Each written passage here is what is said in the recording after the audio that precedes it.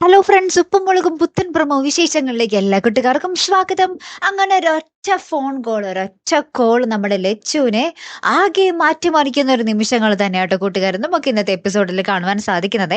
ലച്ചു ഇങ്ങനെ ഫോണൊക്കെ ചെയ്ത് ഇങ്ങനെ ആടിപ്പാടി ഇങ്ങനെ പറമ്പിലൂടെയൊക്കെ ഇങ്ങനെ ഭയങ്കര ഹാപ്പി ആയിട്ടൊക്കെ നടന്ന് ഇങ്ങനെ ചെടികളിലൂടെ വിരലുകൾക്ക് ഇങ്ങനെ ഓടിച്ചുകൊണ്ട് നമ്മൾ സിനിമയിലൊക്കെ കാണുമല്ലോ, ഭയങ്കര റൊമാൻറ്റിക് ആയിട്ട് ഫോണൊക്കെ ചെയ്തുകൊണ്ട് പോകുന്നത്. അതേപോലെ നമ്മുടെ ലച്ചു ഇങ്ങനെ ഫോണൊക്കെ ചെയ്ത് പോകുക കേട്ടോ.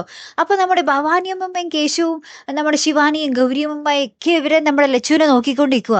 എന്തോ കുഴപ്പമുണ്ടല്ലോ, ഇത് ആരുടെ അടുത്ത് സംസാരിക്കുന്നേ എന്നൊക്കെ പറയുവാട്ടോ. അപ്പൊ ഇവരെ എല്ലാരും കൂടി നമ്മുടെ ലച്ചുവിനോട് ചോദിക്കുന്നുണ്ടെങ്കിൽ ലച്ചു ഞാൻ ആരോടെങ്കിലും സംസാരിക്കും, നിങ്ങളോട് എന്തിനാ പറയുന്നേ എന്നൊക്കെ പറയുന്നുണ്ട്. ലാസ്റ്റ് നമ്മുടെ ഭവാനി അമ്മമ്മ ലച്ചുവിന്റെ കയ്യിൽ നിന്ന് ഫോണൊക്കെ മേടിച്ച് വെക്കുന്നുണ്ട്. നീ ആരോട് ഈ സംസാരിക്കുന്നേ, കൊഞ്ചു കുടയുന്നേ എന്നൊക്കെ ചോദിച്ചിട്ടോ.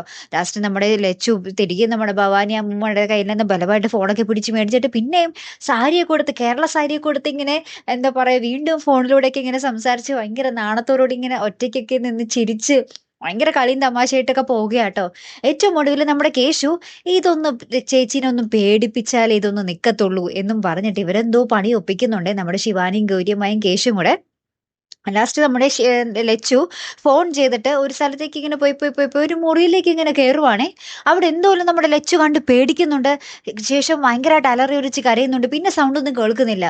അപ്പൊ ഇതൊക്കെ നമ്മുടെ ലച്ചുവിനെ ഇങ്ങനെ വാച്ച് ചെയ്ത് നിൽക്കുകയായിരിക്കും. അപ്പൊ ഇവര് ഓടി വന്ന് നോക്കുമ്പോഴത്തേക്കും നമ്മുടെ ലച്ചു ഇങ്ങനെ അവിടെ ബോധം കെട്ട് കിടക്കുന്ന ഒരു രംഗമാട്ടോ നമുക്ക് കാണുവാൻ സാധിക്കുന്നേ.